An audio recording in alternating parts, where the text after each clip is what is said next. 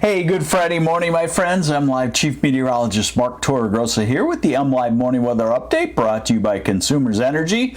Going to look at this afternoon. The rain, for the most part, is done. And I kind of cautioned you, I've been cautioning you all along that these storm systems that are coming and that we've had and into the future do not look really long-lasting or as widespread as what your average weather forecast may be implying. So I want you to downplay rainfall. But having said that, we do have accurate models that show where some isolated thunderstorms and downpours could develop this afternoon. So I'll show you that. We'll look into the weekend. We're looking at Memorial Day weekend too. It's an early look, but let's do it. How does that sound? So here we go with the maps, and we start off with the actual radar. This is, again, I always want to remind you, this is actually what has happened and truly what is happening. This isn't a model. Okay, this is the current radar.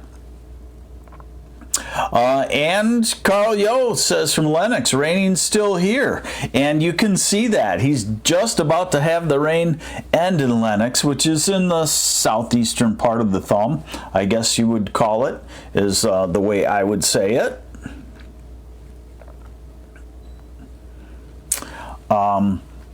Otherwise dry. So then we go to the modeling. Now remember, this is, if you want to call it, weather fantasy, but the models are very good, and this is the one I like in a situation for, you know, looking at what happens in the afternoon. It's usually very good. This is the same model that forecasted supercell thunderstorms that could produce tornadoes. It had the look of a supercell thunderstorm, kind of a paisley shape, if you remember those, when we had those tornadoes, a couple of weeks back. So it's a good model. Big improvement over the years in weather forecasting. So we go through. And know what it does is as we get to 4, 5, 6 o'clock, it develops some scattered thunderstorms, 5, 10, 15 miles wide in the thumb, in the Flint area, maybe in the Saginaw area. And then as we go through the early evening hours, those shift into the southeast. And this is 11 o'clock at night, a dying shower or two. These would be what we call instability-driven thunderstorms, meaning they need the heat of the day, they need the heat of the afternoon to actually exist. Hey, Amy Hasenzahl from Battle Creek, good morning to you. Good morning, Frank Sanchez. And good morning to Diane Begeman and Willie Rogers Sr. Thank you. You sound like you could be a country music star. Willie Rogers Sr. In all joking, no offense, hopefully take it. So this is the upper air flow, and what you get off of this over the next 10 days is a fairly flat west to east flow, brings about normal temperatures, brings disturbances through that set off showers and thunder showers, but they blow through quickly. Any one spot, 2 or 3 hours, and there's only a couple of these in the next 10 days. And this is how we get a look or a generic idea of what next weekend, the holiday weekend, looks like. And I would, I have to bring technical things and sum them up in short terms, and I would say next weekend looks pretty nice. It does not look like a very hot summery weekend. It does not look like a drizzle and showers and 50 degrees stuck in the cabin playing card games weekend. It looks middle of the road, 60s and 70s, with maybe a period or two of a couple of showers. Hey, good morning to my favorite weather spotter, Lisa Torregrossa. Hey, good morning. We go through next week, and what you see is the heat building in the south, the cold retreating to the north. We go to next weekend. So this is Sunday of next weekend. What does that tell me as a meteorologist? It tells me a pretty nice pattern. Somewhere in there might be a disturbance, and you might have a 6-hour bank of clouds and a couple of hours of showers. So if your phone app has a raindrop on Friday and a raindrop on Saturday and a raindrop on Sunday and a raindrop on Memorial Day, first off, take that phone app, don't get me fired up here, but take that phone app and junk it, okay? Stick with me, the human being. Lisa Torregrossa, my wife, has stuck with me for 24 years now, coming up on Monday, by the way. Just know that the phone apps are always what I call wet biased. You see the cloud, you see the raindrop, you get depressed. Oh, rainy. No, sometimes it's just an hour, sometimes it's scattered, sometimes it's a better chance that you'll stay dry. Most of the time, it's a better chance that you'll stay dry on these phone apps. Whew, I feel better. Let's get back into it. I'll shut up and give you the weather now. So, we go into, this is Memorial Day. I say that's in the 60s and 70s, and could some spot push 80 degrees? Maybe. That's why I say, looking at this, it's not a barn-burning summer weekend next weekend, and it's not a 50s and drizzly. The way it looks now, and this is still an early look, and then we go out to early June 2nd. And this is important because we like to look at the first week of June and say, how does that maybe show us what the first half of summer will be like. We see the heat building to our west. It's kind of a flat ridge. I would say we got some really nice weather coming, and I would say for us gardeners, farmers, there are disturbances in there that can bring clumps of thunderstorms with useful rain every couple of days in that kind of pattern, at least for the first couple of weeks of June. All right, a little closer look at less abstract stuff. These are the rainfall forecasts. This is tomorrow. Should be dry. You see the little green in the thumb in the southeast. What that indicates is, maybe a lake breeze, 5-mile wide thunder shower. Lasts a short time in any one spot. Let's go to Sunday. Again, same deal. There might be a little wind shift that makes a shower, but I'm going to bet that Sunday is going to be mostly dry for most places. I don't really get too enthused about rain until I see the darker greens, and I see that on Tuesday or Wednesday. So this is Monday. We're into a southwesterly flow. We're going to be really warm. You might start to get the warm front and the thunderstorms coming through in the Northland, Traverse City, north through the bridge, the UP. And then here comes Tuesday afternoon into evening. We are, good morning, Bonnie Markley from Saginaw. Thanks for watching. And then this is Tuesday night, Wednesday morning. So here is a cold front. It has the signs of severe weather, except here in Michigan, remember, timing is very important on whether storms can be severe or not. We have had severe storms at any time of the day. I remember back in Memorial Day weekend 1998, those severe storms, some of the worst we ever had, were 4, 5, 6, 7 in the morning. That's rare.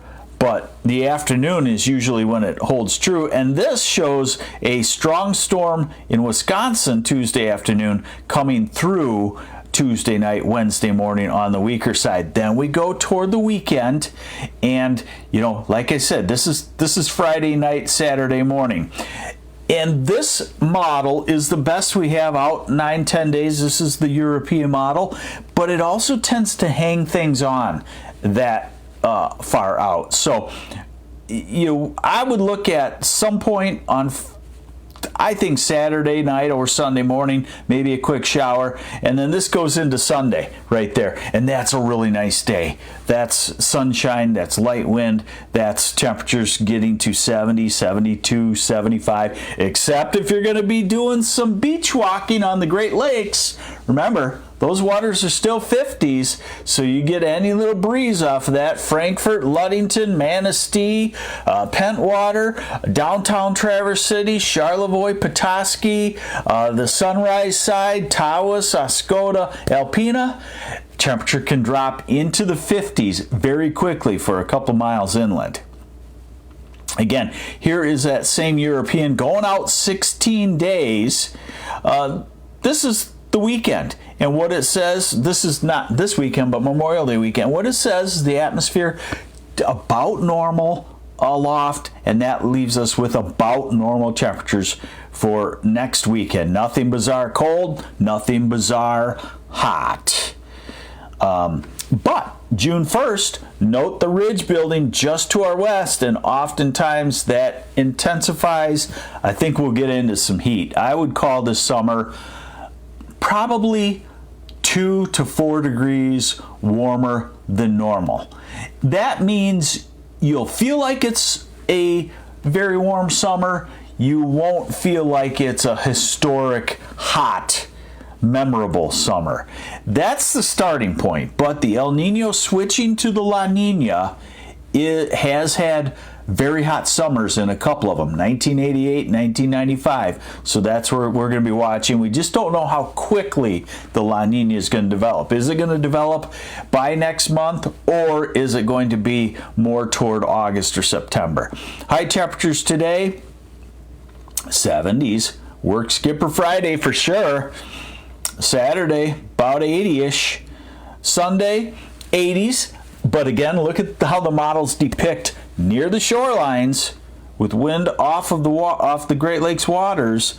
Then we're looking at temperatures in the 50s and 60s right up along the shore. Here's Monday in the 80s. Here's Tuesday in the 80s ahead of the cold front. And that's why if the cold front were to come through Tuesday afternoon, we could have strong to severe thunderstorms. But that's just a general look at the pattern. Now, we go out in the future and use it with caution, because remember, this model is usually too cool. So you got to have me, the human being still. You're going to have me for at least 5 years, probably. Maybe 6, maybe 7. Who knows? So that's Thursday. This is Friday. Next Saturday and Sunday. Saturday looks the coolest. I'd call it in the 60s. Next Sunday, I'd call it near 70 in a lot of places, which would mean Memorial Day would get up to 70 to 75 in a lot of places. Early look, okay? So check with me Tuesday or Wednesday for an update there. And rainfall won't be all that significant. So this is what we're looking at for... let me back up. This is Saturday's isolated showers. Not even 1/10 of an inch in places. This is Sunday's isolated showers. Not even 1/10 of an inch. That's a half hour. Did it rain type thing. Pavement looks wet. Did it rain? I don't know. I wasn't watching. That kind of deal. And then here we go into Tuesday, and then Tuesday night and Wednesday. And because of it passing through during the night projected right now, you also see how the amount of rain comes down. And we go out into the future and we don't see a whole lot there as well. So pretty good looking weather pattern. I just want to warn you that, a lot of these weather apps don't make a lot out of a cloud and a raindrop. Is it isolated? Is it 15 minutes? Is it 1 hour? Is it all day?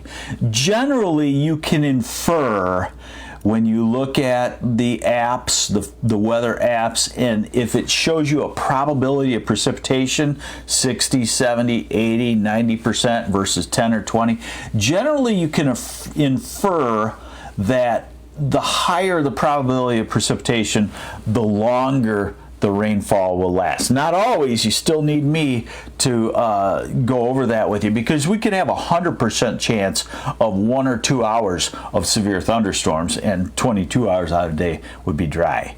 I'll shut up now. Enjoy Friday.